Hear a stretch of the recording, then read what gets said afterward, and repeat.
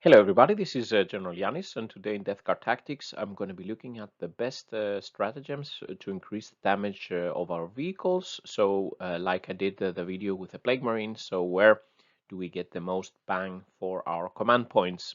And as a bonus, on the previous video with the Plague Marines, people were asking about the combination of Virulent round and Archcontaminator, so this is a bonus that is included in this video. So let's get started. So today, Monday, the 12th of April. I've played, was happy to play 2 battles this weekend in the Crusade with my new wretched 650 points list, and it was really awesome, especially the Playcaster, the wretched buffed Playcaster, and Nurgle was really blessing Death Guard once more. And I've had overall in the 3 new games of the Codex in 2021, the small Crusade games, and in the 2000 point game, the Death Guard turn 2 has been awesome. And here you can see the start of my second turn. So here the Eldar are in a bit in the middle here, and now a pincer movement from Plague Marines and Death Shroud, the Plaguecaster, and the Plagueburst Crawler. And yeah, you can. I'll make a small post battle report so you can see what was left after my second turn in this scenario. But as I said, in this video, I'm looking at the most efficient stratagems to buff our vehicles for our new codex, and how can we get the most bang for our command points. So how many extra wounds can be done by using various stratagems in various different scenarios? Where do we get the most additional wounds for the command points we spend? I will not focus on the defensive stratagem for vehicles. There are a few like smokescreen, etc., but I will not be focusing on those in this video. And as I said, I will be adding the calculation on Plague Marines using bolters at 12 inches with virulent rounds and an Archcontaminator nearby to see this effect.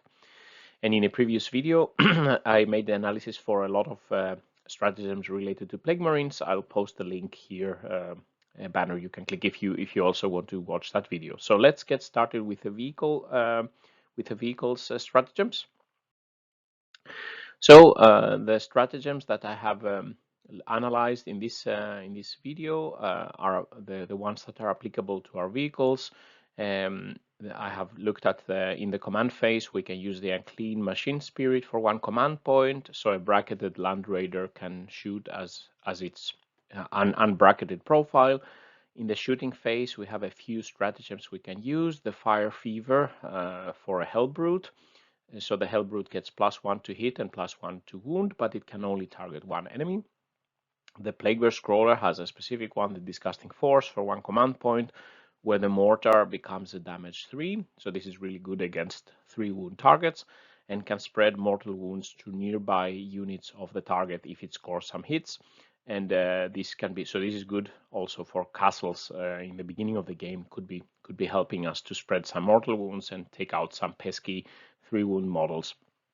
Then the Poxmonger's specific stratagem, Bilious Bloodrush, allows Daemon Engines to shoot blast weapons in engagement range, and they get also +1 to hit for all the weapons in engagement range.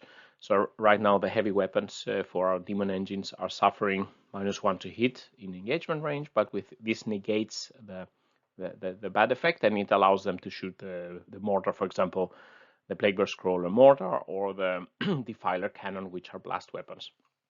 We have the Cyclic Corrosion. This is not vehicle specific, but if a targeted enemy has been corroded, let's say, all the weapons that can reroll once to wound, they don't become plague weapons, but they can reroll once to wound. So this can affect, for example, the Mephitic Blightholder that has a lot of non-plague weapon shootings. Also, the Defiler doesn't have plague weapons, so it could benefit several units here, or a Contemptor, for example. Then if we move in the fight phase, we have the Creeping Blight. So 6 is to wound with a plague weapon becomes AP -4. We watched this for Plague Marines, wasn't super impressive. The Haze of Corruption for 2 command points in melee. All damage must be allocated if a model is killed. And then we have Demonic Gluttony, not to forget it at least, that when our vehicles are fighting in close range and they kill models, they can regain lost wounds. So this is good for our Daemon Engines that are strong in melee. And then In the enemy phase, we have the Dark Cravings stratagem for 1 command point, which allows the Putrid Bloodrone that is within 6 inches of an enemy and 5 inches vertically to perform heroic intervention and move 6 inches by doing so. So this can be really good to bring Putrid Bloodrone, especially with the mower in engagement range, to be able to make melee attacks, so it can do its very high damage output. And then we have the Putrid Detonation stratagems that in any phase where we lose a vehicle, it's reduced to 0 wounds. We can select this for either 1 or 2 command points depending on the wounds of the model, and then the vehicle auto explodes. So this I will cover all those, and then as a reference, just to keep in mind, some of the most efficient damaging stratagems I've analyzed so far. For our infantry, the Mutant Strain stratagem for 20 Poxmongers can do 6.5 wounds for 1 command point, so this is really effective. The Blightening also is really good. 3 Plague Marines in engagement range shooting their grenades in the face of the enemy and laughing 5.2 wounds for 1 command point. Equipping a champion with a Plague Skull or Glothilla relic 4.6, and Trench Fighters, for example, 2.5 additional extra wounds, just to keep in mind how much damage we could get elsewhere for our command points.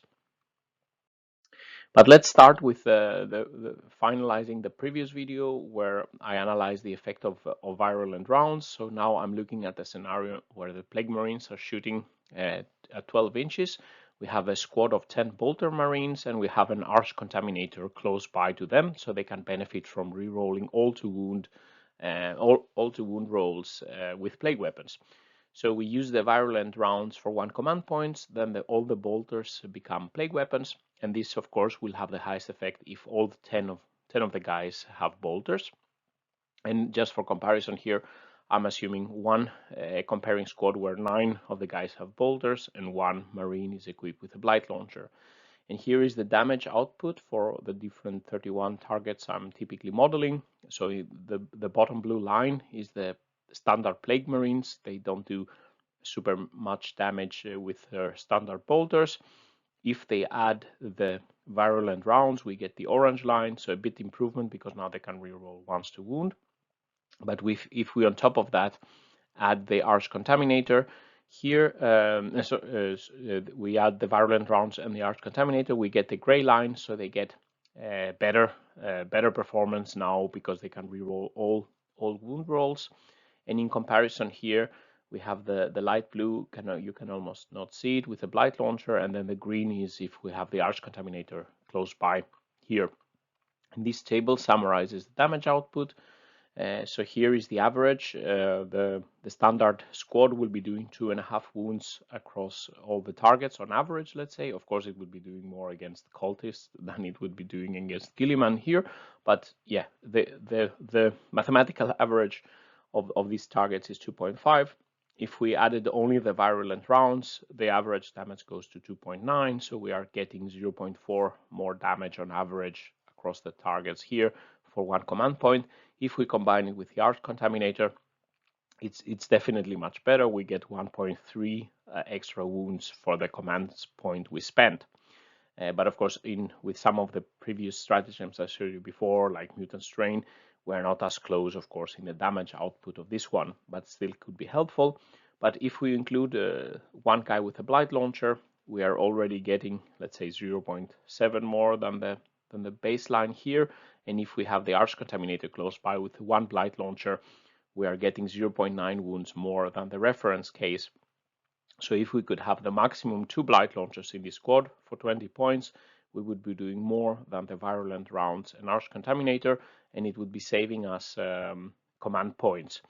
And because the Blight Launcher would be able to do its extra damage every turn, and if we want to do this high damage with the bolters, we would need to use the virulent rounds every turn, the command point. So as I always say in my videos, please don't forget to get some Blight Launchers. In my games, the Blight Launcher always kills some enemy. But yeah, so here you have the data here. So let's go on to the vehicle stratagems. So starting with the Unclean Machine Spirit in command phase, and this is only applicable for the Land Raider. Here, if we assume that you have a Land Raider, based on the analysis of the Land Raider, there is no big reason to bring it. But if you have it, remember this stratagem. If your Land Raider is damaged, it could be having a 4+ ballistic skill or even down to 5+ ballistic skill. By using one command point in the command phase, you would be shooting with a 3+ ballistic skill. And here I'm looking at if it's shooting with his 2 last cannons, the twin heavy bolter and the havoc launcher. If it's bracketed to 5+, you would be doing the blue damage. If it's bracketed to the middle damage, you would be doing the orange here, and the gray is if you use the unclean machine spirit, so that it's in the top bracket, let's say. So in this case, you would be doing from 3 wounds on average to 4.5 wounds per average to almost 6 wounds on average here. So for one command point, if it was at the lowest bracket, you would be gaining 3 wounds on average. So as I said, if you have a heavily damaged Land Raider and you have some important target to shoot at, the Unclean Machine Spirit stratagem gives good value for 1 command point. But there is a lot of big ifs if you even have the Land Raider in your army in the first place. Continuing with another specific stratagem, the Fire Fever for 1 command point can be used for a Helbrute shooting. It's a very cheap stratagem that gives +1 to hit and +1 to wound for 1 command point, so really good. And here we can see if we take a shooty Helbrute that has a multi-melt and a missile, for example, the blue line is the standard non-buffed Helbrute, and the orange line is what happens if we add the Fire Fever, so +1 to hit, so hitting on 2 pluses, and then we have 2+ to wound for +1 to wound also.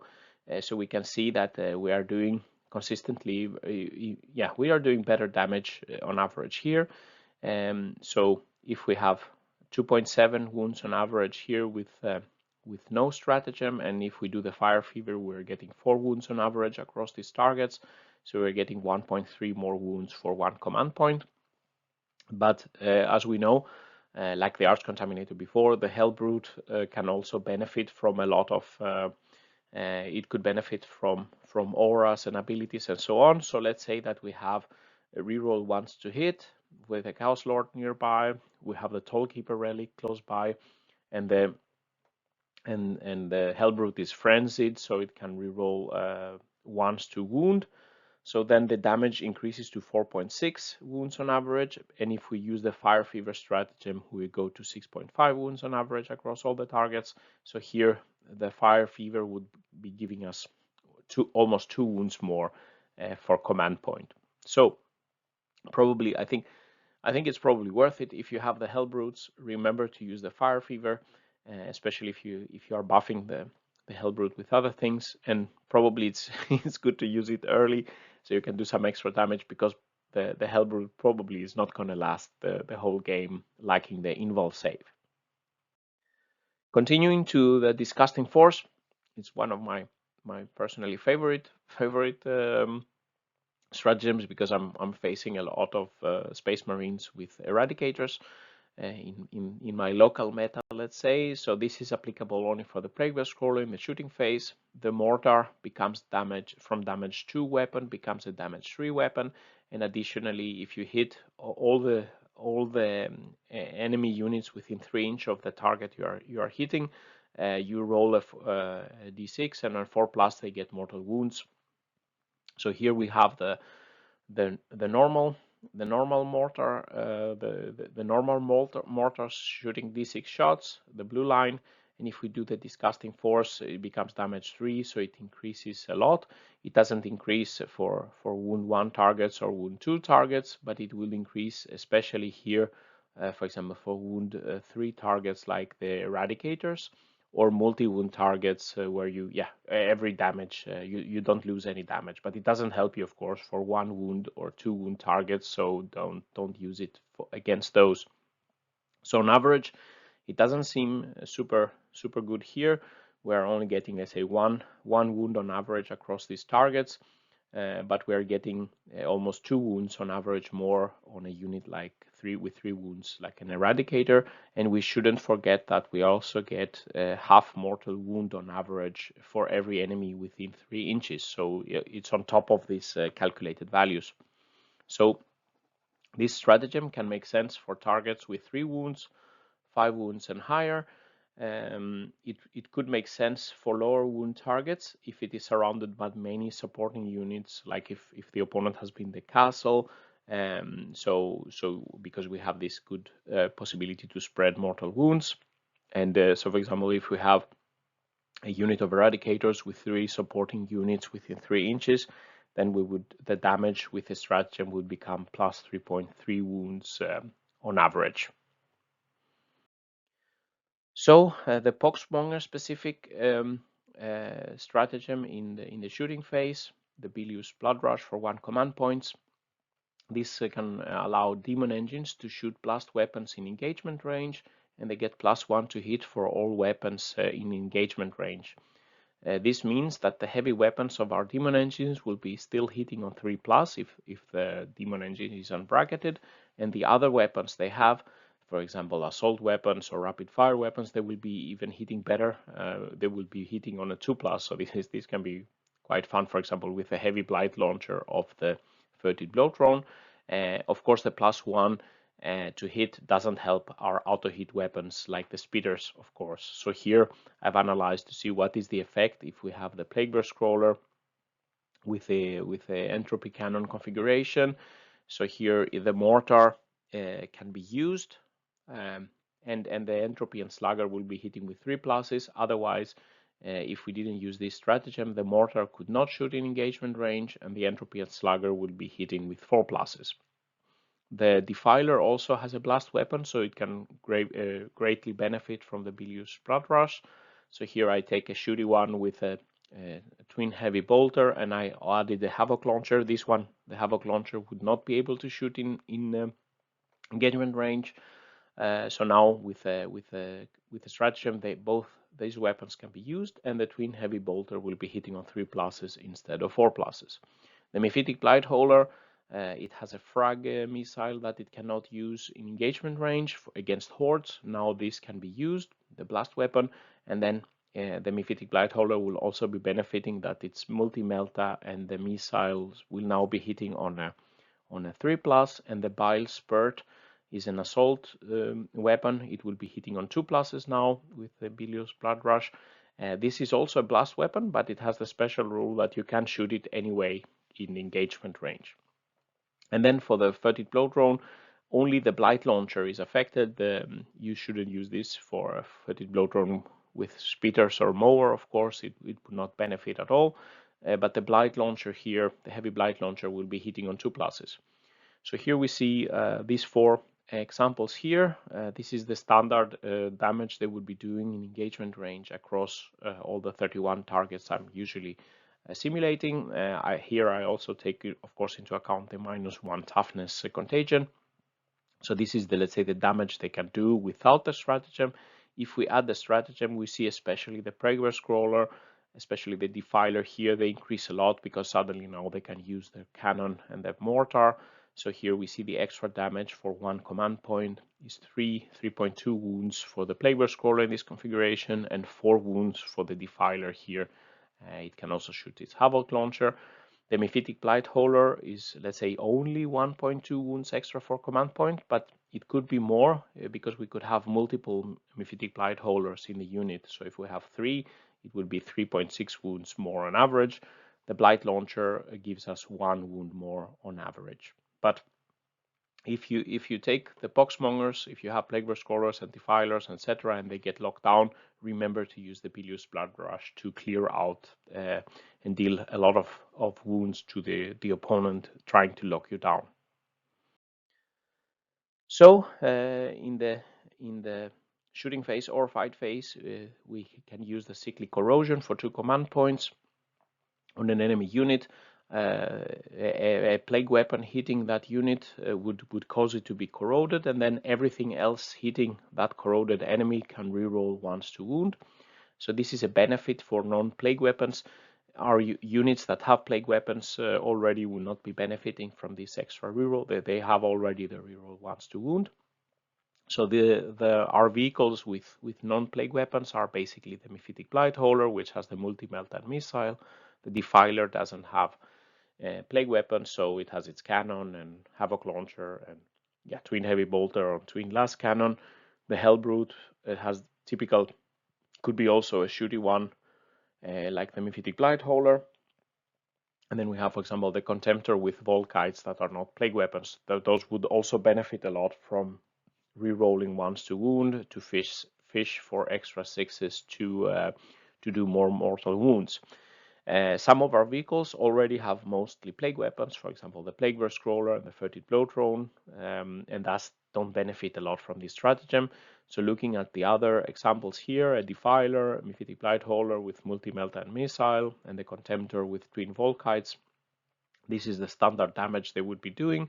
If the target they were shooting at had been applied the cyclic corrosion, they would be doing a little bit more damage, but this costs 2 CP, so the extra damage per command point is not very high.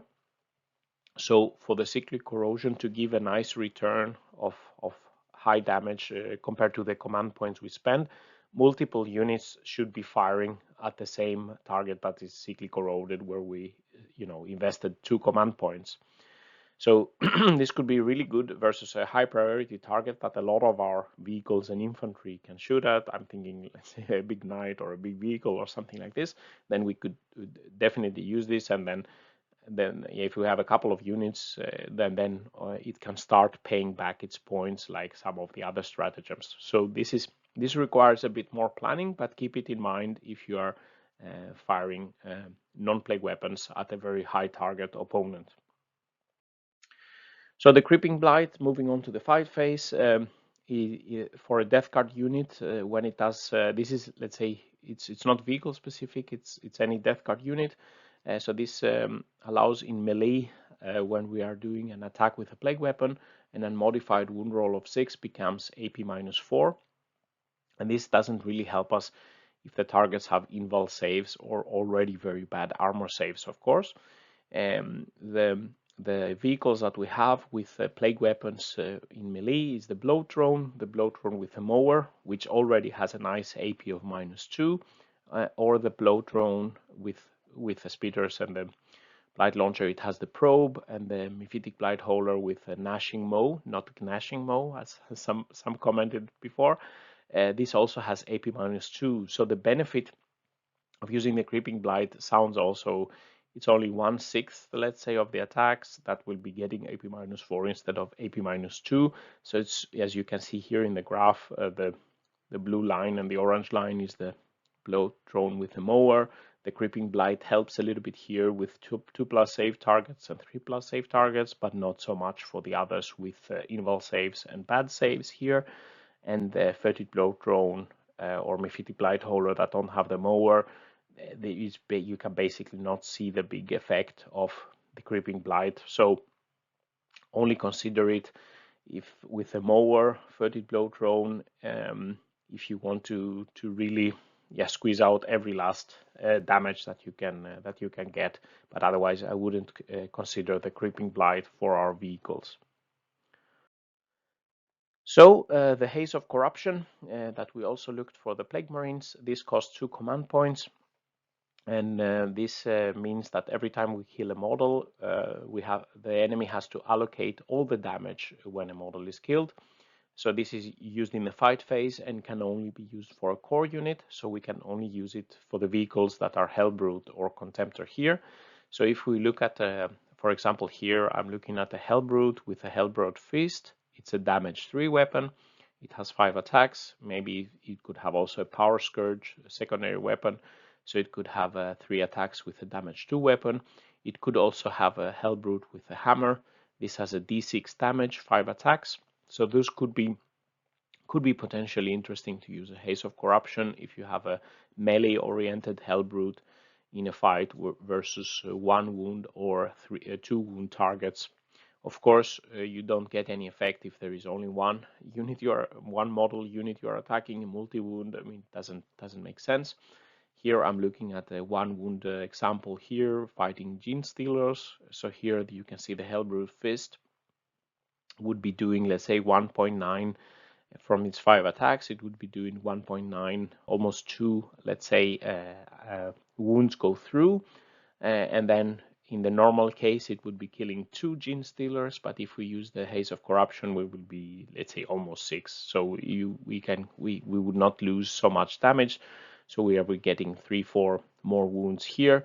The Power Scourge also could do a little bit more damage. In this situation, instead of damage 2, it would be doing, it will be killing 2 every time 1 goes through instead of 1. And the Helbrute Hammer also is benefiting similarly to the Helbrute Fist with a d6 damage. If you are lucky rolling some 6s here for the damage, it could be higher. If you're rolling 1s or 2s, it doesn't help you so much, of course. But consider if you're fighting 1 wound models and you have the Helbrute Fist, it could give you some nice extra damage but it's again for 2 command points here. So here for the versus a 2 wound target like intercessors, the effect of course is smaller. So you get 2-3 extra wounds for a melee Helbrute, but it costs you 2 command points. So not the most efficient use of our stratagems and command points. So then if we look to the opponent's charge phase, we have the Dark Cravings for 1 command point, and this is specific for Putrid Bloatdrones. It allows a Putrid Bloatdrone that is within 6 inches to the enemy to make a heroic intervention, and then it can do so moving 6 inches. So this is incredibly good for a Bloatdrone with a mower, especially the Bloatdrone with a mower. It wants to be in melee. If the opponent comes close enough and does a charge and to a unit close to your Bloatdrone, or they are just 6 inches away of your Bloatdrone, you can use it without hesitation. I mean, it's really worth the Bloatdrone with mower to come into melee. Of course, not if you're facing some very nasty melee opponent that could kill your Bloatdrone, but otherwise it's definitely worth it. The Bloatdrone without mower, with speeders or blight launcher, it could still be useful to use the Dark Cravings. It cannot do as much melee damage as the Bloatdrone with the mower, but if the opponent cannot kill it, it can still shoot its weapons in the next turn, and it can also do melee, so it doesn't suffer so much from being into engagement with the enemy. So on average, if we can get the Putrid Bloatdrone with a mower with the Dark Cravings to come in and do its melee damage, it would be doing on average 7 wounds across all these targets, not point corrected, for 1 command point. So this one is a no-brainer, I think. The Putrid Bloatdrone with the other configuration will be doing 1.4 wounds on average, but you have also moved them up the field maybe 6 inches, so that's quite good. Remember, when especially the Putrid Bloatdrone with a mower is fighting to the Demonic Gluttony stratagem, for 1 command point, every time it kills a model, it can regain a lost wound up to 3 wounds per phase, per turn.